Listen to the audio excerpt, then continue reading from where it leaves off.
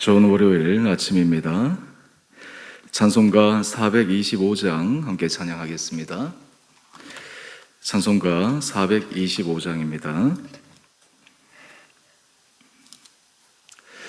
주님의 뜻을 이루소서. 고요한 중에 기다리니 진흙과 같은 날 빚으사 주님의 영상 만드소서. 주님의 뜻을 이루소서. 주님 발 앞에 엎드리니 나의 맘속을 살피시사 눈보다 이게 없소서. 주님의 뜻을 이루소서. 병들어 몸이 피곤할 때 권능의 손을 내게 펴사 강건케 하여 주옵소서. 주님의 뜻을 이루소서. 온전히 나를 주장하사 주님과 함께 동행함을 만민이 알게 하옵소서.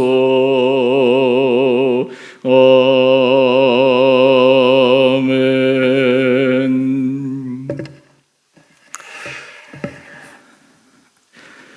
오늘 말씀 욥기 12장 13절에서 25절까지입니다.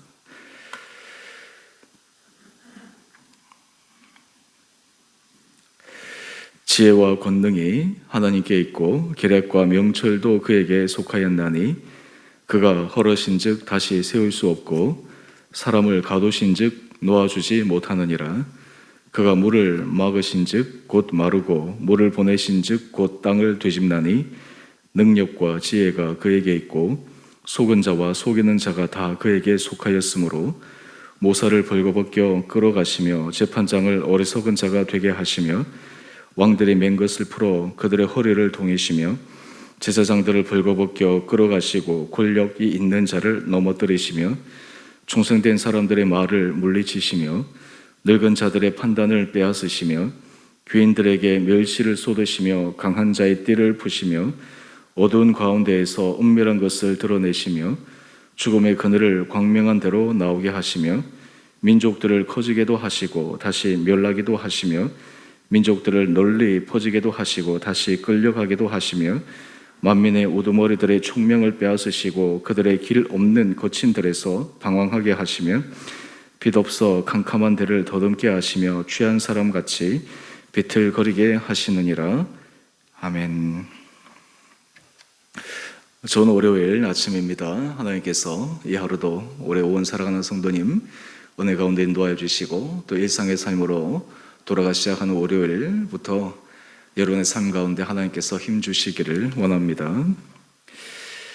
욥기 12장 1절에서부터 욥이 친구들에게 하나님의 능력과 권능 그리고 하나님의 하신 일들에 대해 계속해서 말씀하고 있습니다. 우리가 이 욥의 내용들을 함께 살펴보면 욥은 참 지혜자입니다. 그가 하나님의 말씀을 묵상하며 또 그리고 하나님의 뜻대로 그가 삶을 살아가며 하나님께서 그에게 주신 지혜대로 그의 인생을 살아왔음을 알게 됩니다. 우리가 한편으로 욥이 그가 당한 큰 고난, 어려움 속에서 어떻게 그가 하나님 앞에서 신앙을 버리지 않고 신앙을 유지할 수 있었을까? 그 이유 중에 하나가 욥이 하나님에 대해서 너무나 정확하게 잘 알았기 때문입니다. 사실 그런 의미에서 우리가 일상의 삶에서 주님 하나님에 대해서 알아가고 공부하고 그것을 깨달아가는 것이 참으로 중요합니다. 하나님이 어떤 분이신가? 하나님이 인생을 어떻게 이끌어 가시는가? 그것을 잘 알아가는 사람이 지혜로운 사람입니다. 우리가 수요일 날 제가 특별히 설교하지 않고 잠언 말씀을 한 장씩 이렇게 올려서 우리 성도님들이 읽도록 그렇게 하고 있는데요. 잠언서의 주제가 지혜이지 않습니까? 이 잠언서의 주제가 지혜인데 그 지혜는 여호와를 경외하는 것이 지혜의 근본이라고 이야기를 합니다. 우리가 하나님을 알아가는 것, 왜 하나님을 알아가야 합니까? 하나님이 하신 일에 대해 우리가 왜 주목해야 합니까? 그것을 보면 우리는 하나님을 경외하게 됩니다. 이 경외라고 하는 말, 이 말은 하나님을 사랑하되 우리가 그냥 함부로 하나님을 우리 마음대로, 우리 잣대로 사랑하는 것이 아니라 두려운 마음으로 하나님을 사랑하는 것입니다. 그 말은 하나님의 말씀대로 우리가 삶을 살아갈 수 있도록 하나님을 존중히 여기는 것입니다. 하나님의 말씀을 귀하게 여기는 것입니다. 하나님께서 사람들에게 제시하신 삶의 중요한 잣대대로 삶을 살아가는 사람, 이 사람이 바로 하나님을 경외하는 사람입니다. 오늘 그런 의미에서 욥이 고백한 하나님의 권능, 또 하나님이 하신 일들을 우리가 잠시 묵상해 보겠습니다. 먼저 우리 13절 말씀을 한번 보십시오. 지혜와 권능이 하나님께 있고 계략과 명철도 그에게 속하였나니. 이 세상에 지혜로운 사람이 있다 한들 하나님의 지혜와 비교될 수 있겠습니까? 이 세상에서 명철한 사람이 있다 한들 그 명철이 하나님의 명철과 비교될 수 있겠습니까? 지금 욥은 자신의 이해 범위 안에서는 현재 자신이 당한 고난을 이해하고 있지는 못합니다. 아직은 이해하고 있지 못합니다. 왜라고 하는 질문에 답은 없습니다. 하지만 그럼에도 불구하고 그에게 답은 없었지만 그가 한 가지 확신하는 일은 있었습니다. 그것은 하나님께서 자신의 이해 범위를 뛰어넘어 하신 일이 있다라고 하는 것입니다. 자신의 지혜를 뛰어넘어 하나님께서 하신 일이 있다라고 하는 것을 인정하고 고백하는 것, 이것이 참으로 중요합니다. 여러분, 신앙생활을 하다 보면 때로 우리 삶의 가운데 이해 범위를 벗어나는 일들이 우리 삶에 닥칠 때 그때마다 믿음 안에서 훈련이 잘 된 사람들은 우리의 지혜와 우리의 상식과 우리의 판단을 뛰어넘어 하나님이 하실 일이 있다라고 하는 것을 인정하고 바라보게 될 때 우리는 그 어려운 가운데서 자칫 실수하지 않고 때로는 경거망동하지 않고 하나님 앞에서 범죄하지 않을 수가 있습니다. 위기 상황 가운데, 어려운 상황 가운데 사실은 그 사람이 하나님에 대한 마음의 중심이 어떠한가 더 정확하게 드러나기 때문이죠. 오늘 그렇다면 이 욥이 말하는 하나님의 지혜와 하나님의 경륜, 그리고 하나님의 명철, 계략, 이런 것들은 어떤 것입니까? 먼저 우리 14절 한 절로 이 전체의 말씀을 요약해 본다면 그가 헐으신 즉 다시 세울 수 없고 사람을 가두신 즉 놓아주지 못하느니라. 하나님은 생사화복의 주관자, 제가 그 말씀을 종종 쓰는데요. 하나님은 생명을 주시는 분도 하나님이시고 생명을 거둬가시는 분도 하나님이시고 하나님은 복을 주시는 분도 하나님이시고 때로는 하나님이 이 땅 가운데 사람들이 화라고 생각하는 것도 사실 그런 어떤 의미에서 하나님의 큰 경륜 안에서 일어나고 있다라고 하는 것입니다. 우리가 이것을 이해하지 못하면 하나님이 악의 세계에 하나님과 전혀 상관없다라고 하면 악의 세계가 하나님 힘과 동등해지거나 하나님의 통제 범위를 벗어난다라고 하면 우리가 악에 대해서 두려워할 수 있지만 그런 모든 것들이 하나님의 경륜 속에 포함되어 있음을 우리가 믿음으로 고백하게 될 때 우리는 어떤 상황에서도 주님을 의뢰하고 신뢰하며 나갈 수가 있습니다. 어제 주일 설교 말씀을 제가 전하면서 다윗의 시편의 고백, 나의 힘이 되신 여호와여 내가 주를 사랑하나이다. 인생에 있어서 내 모든 힘의 근원이 하나님께만 있다라고 고백할 수 있는 사람, 바로 그 사람을 통해 하나님은 일을 하십니다. 그러면서 오늘 이 욥이 제시한 여러 가지 일들을 한번 보십시다. 우리 17절 이하의 말씀들을 보시면 제가 간략하게 좀 읽어보겠습니다. 모사를 벌거벗겨 끌어가시며 재판장을 어리석은 자가 되게 하시며, 지금 이 모사자나 재판장은 사실은 그 사람으로서 마땅히 받아야 될 삶의 여러 가지 대우나 이런 것이 있는데 실제 삶에 있어서 전혀 반대의 일들이 일어나는 것을 지금 묘사하고 있습니다. 재판장이 어리석은 자가 된다라고 하는 것이 어찌 그것이 가능한 일이겠습니까? 그런데 하나님 앞에서 재판장도 어리석은 자가 될 수 있다라고 하는 것입니다. 그 다음에 18절 말씀을 보십시오. 왕들이 맹것을 풀어 그들의 허리를 동이시며, 왕들의 자리조차도 하나님께서 바꾸시는 분이십니다. 그리고 19절, 제사장들을 벌거벗겨 끌어가시고 권력이 있는 자를 넘어뜨리시며. 여러분, 실제로 이스라엘 백성들이 그들의 역사 가운데 이것을 경험하지 않았습니까? 실제로 욥의 시대는 족장 시대이기 때문에 이스라엘이 나중에 바빌론을 포로 잡혀가고 하는 것을 보지는 않았지만, 우리는 성경의 역사를 통해서 이스라엘이 절대로 자기들은 망하지 않을 거라고 확신하고 있었지만, 하나님은 그 유대가 바벨론에 포로로 잡혀가게 하시고 왕들이 끌려가고 왕의 눈이 뽑히기도 하고 완전히 높은 자리에서, 귀인의 자리에서 가장 미천한 자리로 떨어지는 그러한 참극을 우리는 보게 됩니다. 그런 모든 것들이 다 하나님의 손 안에서 이루어집니다. 물론 그 이유들은 하나님께서 그들에게 지속적으로 권면하고 경고했음에도 불구하고 그것을 지키지 않았던 이스라엘 백성들의 영적 교만의 문제 때문이기도 하셨죠. 그 다음 우리 20절 이하의 말씀들을 계속해서 보시면 우리 21절 한번 보십시다. 귀인들에게 멸시를 쏟으시며 강한 자의 띠를 푸시며. 여러분, 상식적으로 우리가 이 세상에서 귀인들, 강한 사람들, 이런 사람들, 힘 있는 사람들인데 이런 사람들의 자리가 꼬꾸러져 버리고 마는 것입니다. 뿐만 아닙니다. 개인의 삶에만 하나님께서 이렇게 상상할 수 없는 완전히 뒤집어 엎어버리시는 그런 일들이 일어납니까? 민족들 안에게도 일어납니다. 우리 23절 말씀을 한번 보십시오.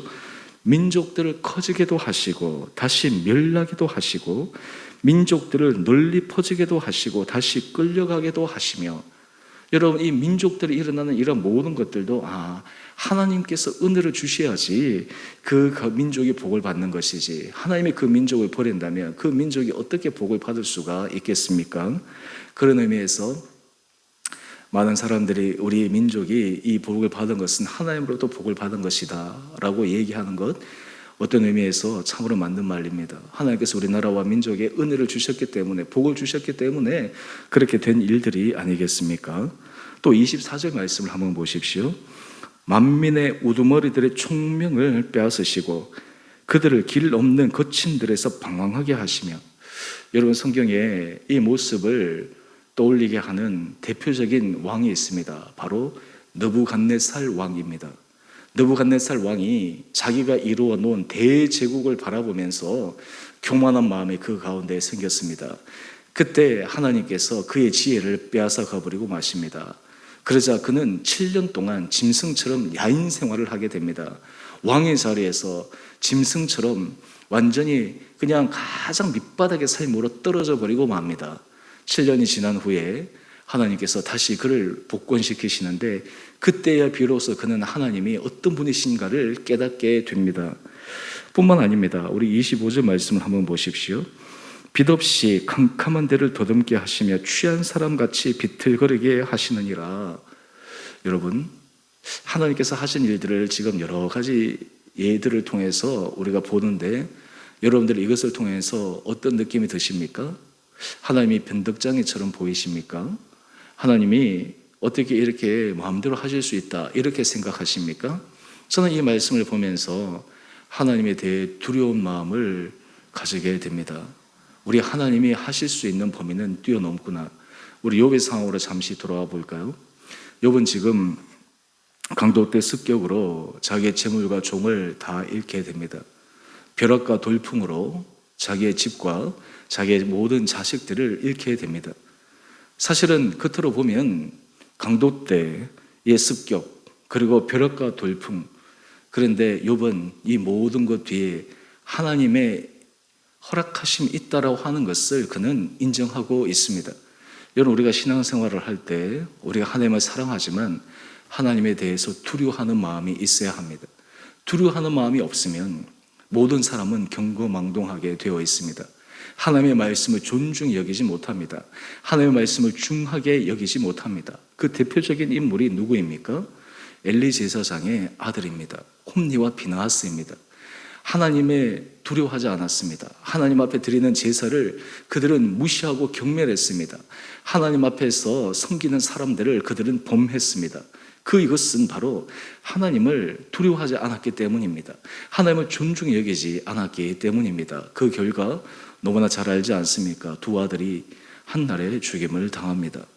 여러분, 우리가 이것을 통해 우리 안에 신앙적으로 위축되거나 신앙적으로 우리가 하나님을 두려워해서 하나님과의 관계가 멀어지게 하는 부분에서 이 말씀을 묵상하는 것이 아니라 우리가 신앙생활에 있어서 우리 하나님이 어떤 분이신가, 우리 하나님을 너무나 가볍게 또는 우리 하나님을 우리 수준대로 우리 하나님을 우리 마음대로 임의로 할 수 있다라고 하는 이 생각에서 벗어나 하나님 앞에 정말 우리가 연약한 인간으로 주님을 존중히 여기는 그러한 마음의 모습으로 살아갈 수 있도록 만드시는 그 하나님 앞에 우리는 서야 합니다.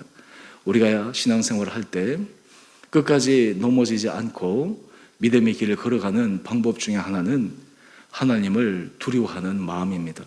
여러분, 사람이 양심이 살아있는 사람들은 악한 일을 저지르기가 어렵습니다. 왜 그렇습니까? 내가 만약에 잘못한 일을 저지르면 내 이 잘못한 저지른 일로 인해서 내가 나중에 다 대가를 받아야 된다라고 하는 생각이 있는 그 양심이 살아있으면 절대로 나쁜 일이나 악한 일에 자신의 삶이 개입하지 않도록 조심합니다. 하나님께서 모든 것을 판단하신다. 하나님께서 모든 것을 보시고 또 그에 맞추어서 하나님이 내가 생각할 수 없는 방향으로 바꿀 수도 있다라고 하는 이 생각을 갖고 있을 때 우리는 두려워하는 마음으로 하나님 앞에서 우리의 신앙생활을 걸어갈 수 있습니다. 그런 의미에서 우리의 구원을 두렵과 떨림으로 이루어가는 것, 이것이 하나님을 온전히 섬기는 믿음의 삶의 모습이 아닌가 생각해 봅니다. 여러분, 우리가 신앙생활을 하면 할수록, 하나님을 사랑하면 사랑할수록 우리는 하나님이 참 좋은 분임을 고백하게 됩니다. 하나님이 관용적인 분임을 고백하게 됩니다. 또한 하나님이 참으로 모든 것을 포용해 주시는 인자하신 분임을 고백하게 됩니다. 또 다른 한편에 우리 하나님은 정말 엄중한 분이심을 고백하게 됩니다. 이 엄중함은 모든 사람의 차별이 없습니다. 그 하나님의 엄중함을 알 때 하나님도 그 말씀대로 행하시는 일들, 때로는 사람의 생각을 뛰어넘어 하나님께서 하시는 일의 놀라움을 알 때 많은 사람들이 겸손함으로 길을 걸어갈 수가 있습니다. 오늘 우리 큐티의 제목을 한번 보십시다. 온 세상을 뒤흔드는 통치자의 두려운 권능. 여러분이 하나님의 능력과 권능을 우리가 명확하게 알 때, 하나님께서 하시는 일에 대해서 우리가 분명하게 확신할 때 우리는 매 순간마다 하나님 앞에 은혜를 구하며 나갈 수 있는 축복된 자의 길을 걸어갈 수가 있습니다.